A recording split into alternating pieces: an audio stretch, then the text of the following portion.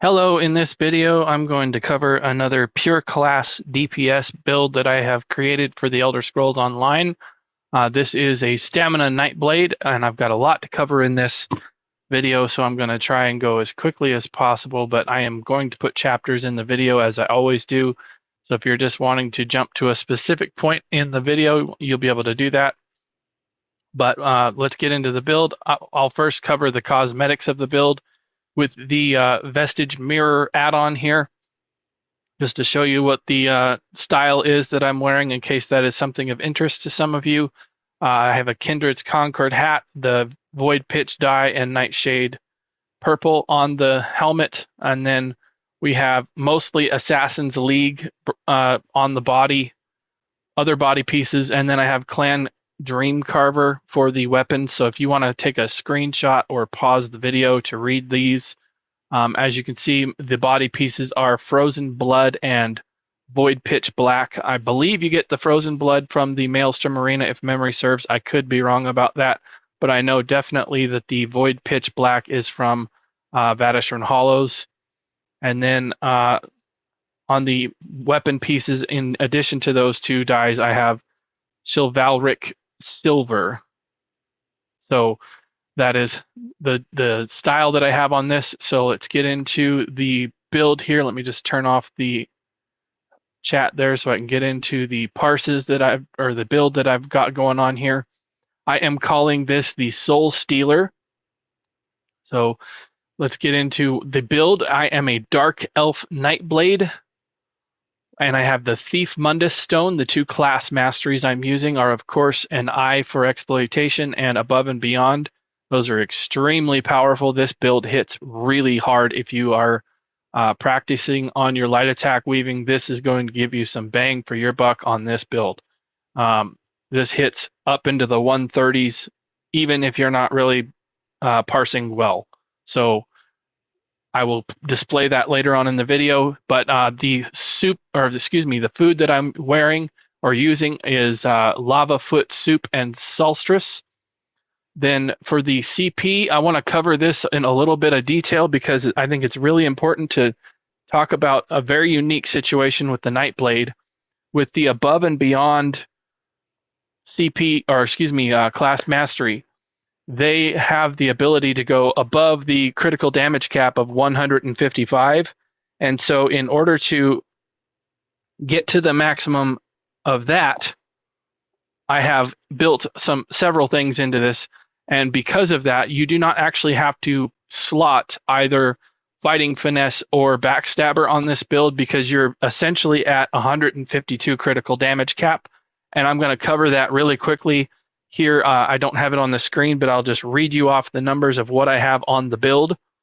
So the base amount that every character gets is 50% to start with. Then from there, the Above and Beyond class mastery gives you 25% increased critical damage.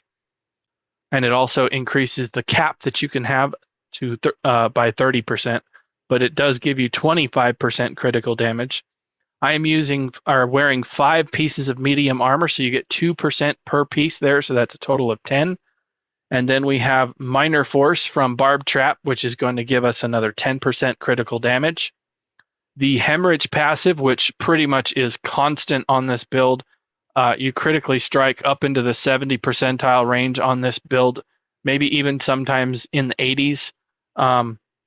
So that Hemorrhage passive giving you 10% is always active. All you have to do is slot an ability from the Assassin's skill line.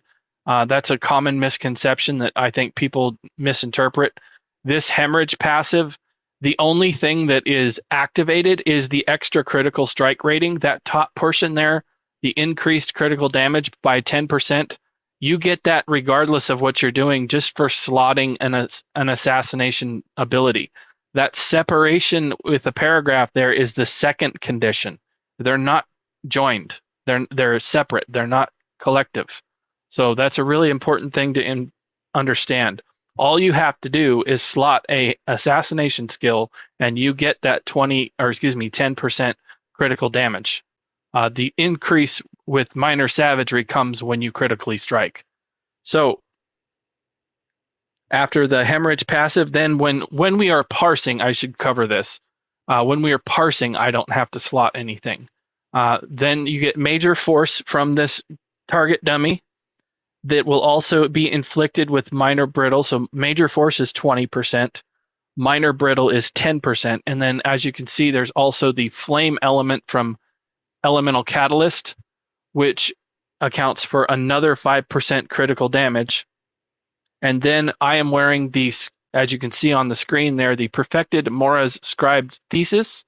And when this gear set is fully buffed up, it will give you another 12% critical damage. So that takes you in total to 152 critical damage without slotting either Backstabber or Fighting Finesse. And so that is why I have the blue tree slotted the way that I do. So I can cover a couple of numbers really quickly. I've parsed 4 different times on this. I have 132,844 on this one, while missing 55 light attacks. So again, you don't have to be perfect or weaving like a computer or anything like that, or a robot. 129,000 weaving here with missing 66. There's 129 while missing 46. So I'm missing quite a few light attacks here, as you can see, and still getting really high numbers, 129 while missing 64.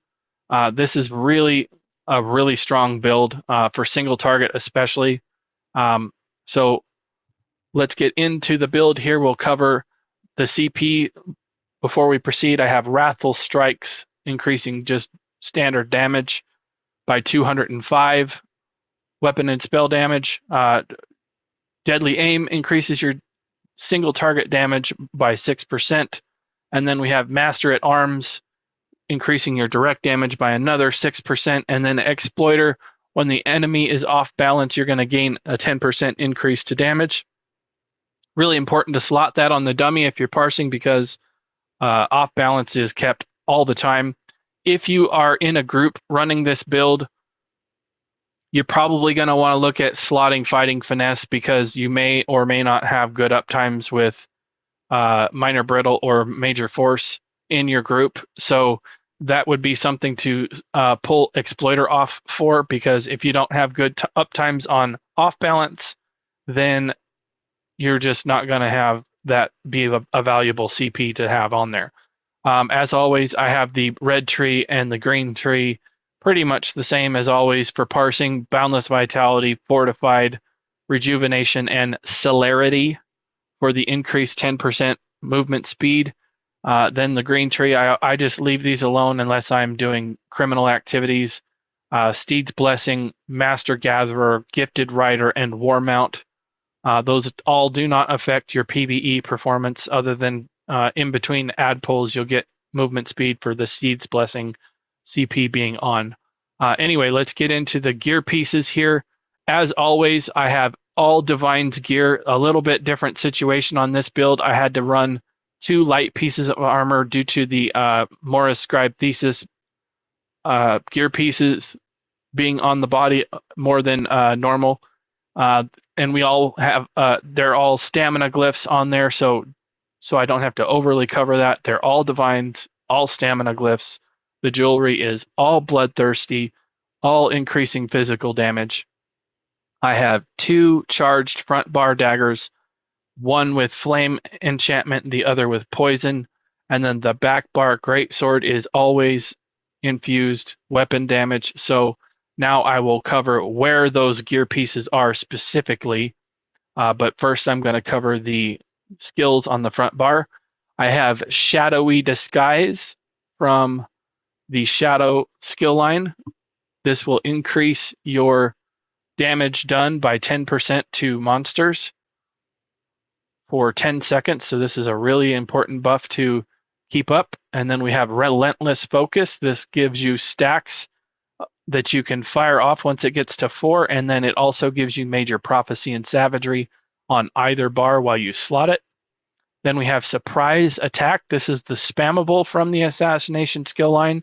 This will proc Sundered and is a very strong spammable. And then we have a Killer's Blade Execution. And then lastly, Siphoning Attacks. This is simply here for helping with sustain. If you find that you don't need sustain help on here with this, then you could look at slotting something else in that place. This is really nice to have on parsing, though. It makes parsing an absolute breeze. I've virtually never run out of resources with this setup like this. It is just absolutely easy. You'll see it. I will parse in the video, and you'll see how well my sustain holds up on this build. It is very easy and very effective. So Flawless Dawnbreaker is the last one there from the Fighters Guild to proc the Fighters Guild passive. And then on the back bar, we have Dark Shade from the Shadow skill line, as well as Barb Trap from the Fighters Guild, proccing those passives again. And then Carve and Stampede, both from the two-handed skill line. And then lastly, we have Debilitate from the Siphoning skill line. That is going to proc our in-class set from the archive. I will cover that here in just a bit when we get to the gear pieces specifically. And then lastly, I have Soul Harvest on the back bar. Again, we don't ever fire the ultimate when we're wearing the Shattered Paths Signet. And so this is just here in case you're going to take the build out in content. When you kill stuff, this right here being slotted on either bar is going to give you 10 ultimate. And so when you have Fighters Guild on the front bar with Flawless Dawnbreaker and then Soul Harvest on the back bar, you should be able to get 13 ultimate regardless of what bar you're on, because we have Barb Trap on the back bar as well. So if you happen to kill something while you're on the back bar, Fighters Guild is present on both bars for that. So this will really help keep your ultimate up and above the minimum threshold there. So if you're killing a lot of stuff in content, it's going to be really easy to keep up your ultimate level. And I'll cover that here when I parse. So to get into the specifics of the gear, the perfected Scribe Mora's Scribes Thesis comes from the Lucent Citadel trial. And if you want to farm the perfected version of this, you'll have to complete the trial on the veteran difficulty. If you don't have the perfected version, then you will miss out on one extra line of critical chance. Honestly, on this build, you have a ton of critical chance, so I'm not so sure you're going to miss 3% critical chance that much on here. It will probably affect it a little bit, but not in a massive way. The other thing about this is if you don't want to have this set on and you want to try something else, I'm going to pull out of this really quickly and we'll cover a couple of sets that you could pair in instead of the Scribes Thesis set that will work really well because they do essentially the same thing. So from the Frost Vault dungeon, I would recommend trying out the Zogvin's Warband. This is going to give you stacks of critical chance. When you get up to 10, you're going to have quite a bit of critical chance, and it will also provide you minor force. Now, Barb Trap provides you minor force, but that may open up an ability to put something else there if you want. But that gives you a little flexibility if you can keep the stacks up at maximum. If you're going to drop off on that, you might want to keep Barb Trap in place for that reason. But Zogvin's is a really, really good set, really strong. It is a medium armor one, so you would be switching from a light set to a medium one. Just keep that in mind. So another gear set you could try is a little bit more, you want to have this active at all times, and you would have to probably change the build a little bit, and that is Leviathan from Crypt of Hearts. This has absolutely no minigame on it. It's just you slot it, you get it, that's what you get. But there has a massive amount of critical chance there that's just ready to go. There are a couple of craftable sets as well that you can look at. Order's Wrath is going to do really well as Highland Sentinel or Claw of the Forest Wraith. All three of those are going to give you a lot of critical chance and do very well on this build. And that'll also give you some flexibility with moving pieces around for medium and light if you need to do that. Very similar to what you can do with the Infinite Archive set. So let's get back into the gear now that we've covered the Scribe Mora's Thesis. This gives you also critical chance and critical damage. So another set that you could change out if you don't have that one done. Possibly maybe you've got another trial set from Rock Grove completed. The Soulcleaver set. The one caveat to this is it doesn't really work on a Parse because you don't have a soul to pick up to activate the 5-piece bonus there. So it's not really something you could Parse with to get the effectiveness of the build. You'd have to actually go try it out like on a world boss or something like that in order to try and see if you can get the bonus to trigger for you while you're in combat. But that's another option that you could use there for the build. So let's get back into the build here and we'll cover Soulcleaver. This is our other set. If you're not familiar with this, this comes from the Infinite Archive. While in combat, this strengthens your siphoning abilities at the cost of ultimate. So if you cast a siphoning ability, it consumes 1 ultimate. So not something we want to do a whole lot when we're running the Shattered Paths Signet, but this will also reduce the cost of your siphoning abilities by 15%, and it increases the strength of it in terms of healing and damage. So that is an important thing to look at. But once you fire this gear skill, when you have all 5 pieces, you will also get a 20% buff to your entire damage kit for 20 seconds that based on how high your health is. So if you're at full health, you're going to get a 12% buff. And what I can show you is you can backbar this set because all you have to do is be in combat, hit this skill, and then we're going to get a buff on your character right there called Soulcleaver. And it doesn't say what it does there, but that is the buff from the set. And when you bar swap, you still have it. So you can 1-bar the Soulcleaver set and get a 12% increase to your damage with no minigames. So that's equivalent to the bonus that you get when you're running Boss's Mania, for example. Well, actually, they changed it. It used to be 12%, now it's 15%. However, this says damage done to monsters, and you have to keep your magicka down. With Soulcleaver, there is no minigame. You just have to activate the skill, and you get a 12% buff. And it does not say damage done to monsters. So that's an important caveat there. There's no damage done to monsters specification there. So this is going to perform better than the damage done to monsters category. So I'm just going to go ahead and get 10 stacks of Relentless Focus here, and I'll kill the dummy there. So now we'll finish off the other gear pieces. So just to cover real quickly, Charged Flame Mora's Thesis Dagger. Then we have a Soulcleaver Dagger charged with a Poison Glyph. A backbar Soulcleaver Greatsword that I apparently have to charge there. It's just about dead. With it's an infused weapon damage glyph there. Then we have a medium Kjalnar's Nightmare mask, a Soulcleaver Jack. Again, these are all divines with stamina. So a medium Jack, Soulcleaver chest piece, a medium Arm Cops Kjalnar's Nightmare, a light Morris Scribe Thesis belt, a light Morris Scribe Thesis gloves, Soulcleaver medium guards, Soulcleaver medium boots, and then we have Scribe Morris Thesis on the amulet, Bloodthirsty with a weapon damage, Scribe Morris Thesis ring, Bloodthirsty with a weapon damage.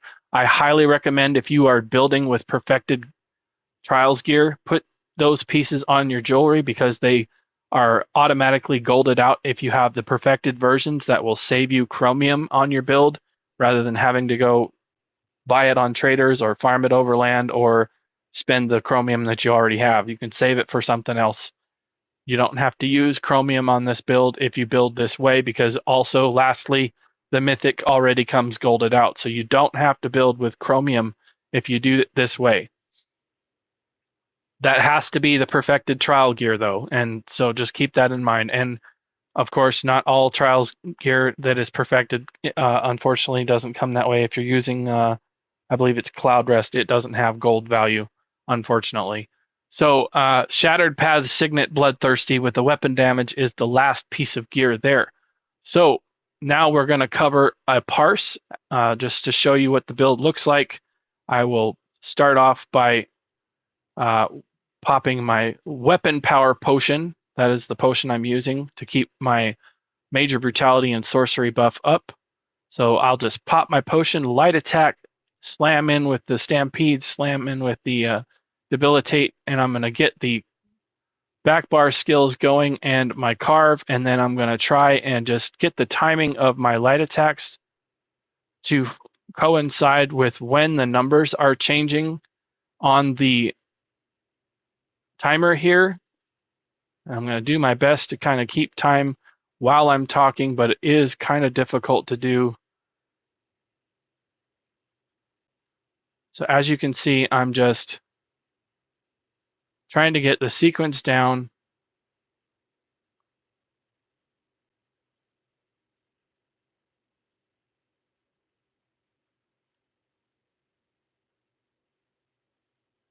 And one recommendation I would make for this build, if you're going to parse like this, make sure that you try to fire another skill on your back bar after Stampede, because Stampede can be a little bit of a difficulty to bar swap on. I know there are some techniques out there that make it easier in some instances, but you have to wait a little bit longer for that skill to finish. And so as you can see, I'm just going to try and keep my pace going here. And the execute for the Nightblade is 25%. And the couple of things you want to watch for while you're parsing, you want to try and keep carve up at 3 stacks. And then also you want to keep your weapon damage glyph from the stampede. You want to keep your shadows skill there up every 10 seconds. And then when you have relentless focus stacks up, you want to make sure that you fire those as well.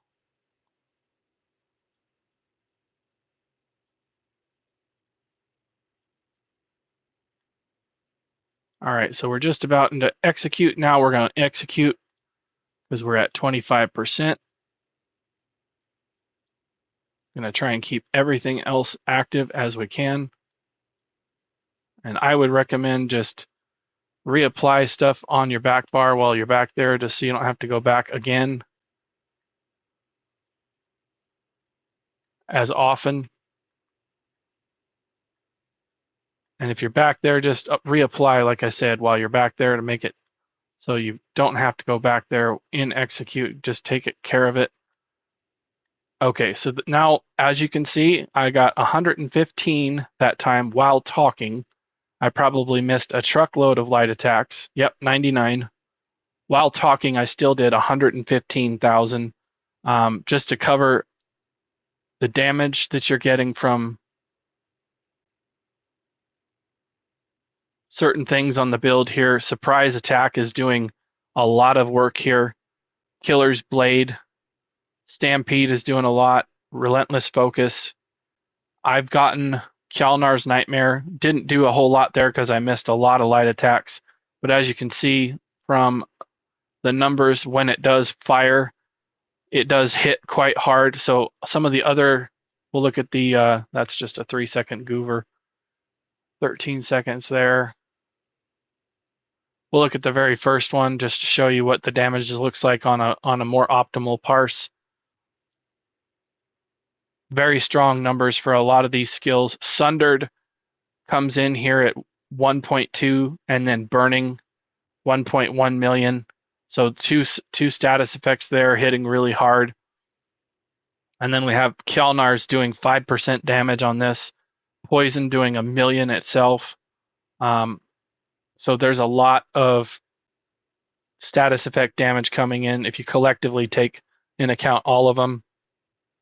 You got Sundered for 5.7, another 5.6 there, so that's 11.3.